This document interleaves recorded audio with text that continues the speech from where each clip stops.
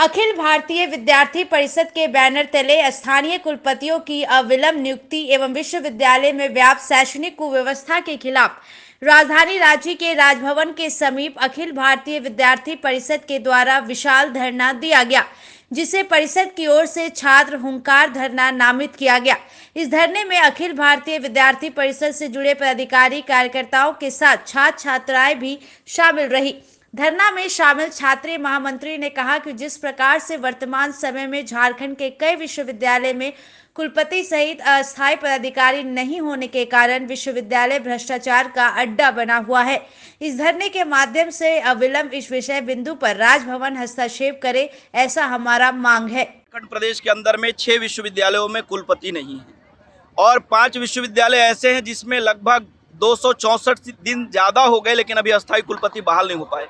एक विश्वविद्यालय तो रक्षा शक्ति विश्वविद्यालय में 1715 दिन से कोई कुलपति नहीं है। अधिकतर विश्वविद्यालयों में प्रति कुलपति नहीं है। 90% यूनिवर्सिटी के अंदर में अस्थायी रजिस्ट्रार नहीं है, फाइनेंस ऑफिसर नहीं है, फाइनेंस एडवाइजर नहीं है। अस्थायी पदाधिकारी नहीं रहने के कारण से आज विश्वविद्यालय भ्रष्टाचार का अड्डा बना हुआ है। और हम देख सकते हैं रांची विश्वविद्यालय जैसे बड़े विश्वविद्यालय में आउटसोर्स एक नया दलाली की प्रथा कुलपतियों के द्वारा प्रारंभ की गई है। ऐसे विषय को लेकर के आज हम धरना पर बैठे हैं। हम राजभवन से चाहते हैं कि आज अब चुप्पी तोड़ना पड़ेगा। 265 दिन 64 दिन हो गए कुलपति नहीं है, 1715 दिन हो गए कुलपति नहीं, तो राजभवन सो क्यों रहा है? और नियुक्ति प्रक्रिया किनके दबाव में, किनके प्रभाव में बंद किया गया अचानक, उसके ऊपर में स्टूडेंट व्हाइट पेपर चाहता है। हम चाहते हैं कि कारण का स्पष्टीकरण होना चाहिए। और आज इस प्रकार से Jharkhand service commission, staff selection commission के अंदर में जो घटनाएं हुई, हम पहले भी आपसे कहे कि इस घटना के अंदर में आपने बोला सीबीआई के बारे में, एसआईटी के बारे में, हमने आपको ध्यान में होगा कि सबसे पहले कहने वाला व्यक्ति मैं हूं।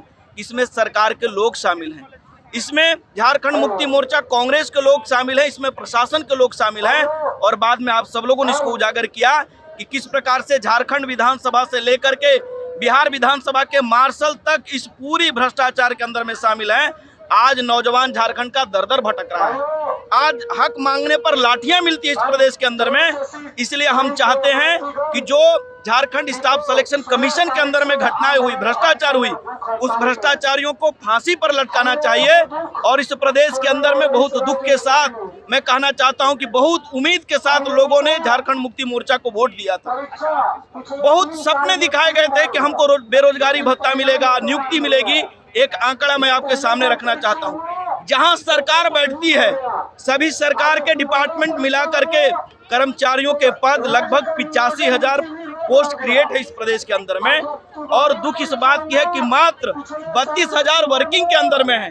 53,000 पद अभी भी खाली है इस प्रदेश के अंदर में, यानी 63% पोस्ट वेकेंट है। वो वादा कहाँ गया जिसमें नियुक्ति की वादा की गई थी? इसलिए झारखंड मुक्ति मोर्चा, कांग्रेस, झारखंड के अंदर में राष्ट्रीय जनता दल और वामपंथी के जो मिलीजुली सरकार है, मुझे लगता है सरकार युवाओं के सामने धूल है, धुआं है और धोखा है। वादा करके आंखों में नौजवानों का धूल झोंकने का काम हेमंत की सरकार और बाद में उनके रिमोट की सरकार कर रही है। हमारे साथ धोखा हुआ है। जो वादा किया गया था उसको मुकरा गया, उस पर कोई कार्रवाई नहीं हुई और हमारे सभी सपनों को धुआं में उड़ाने का प्रयास झारखंड की सरकार करी। इसलिए सरकार नहीं है, धूल है, धुआं है और धोखा है। और इससे निकालने के लिए हम सब लोग अब आंदोलन के माध्यम से सड़क से संसद तक जाने का प्रयास करें।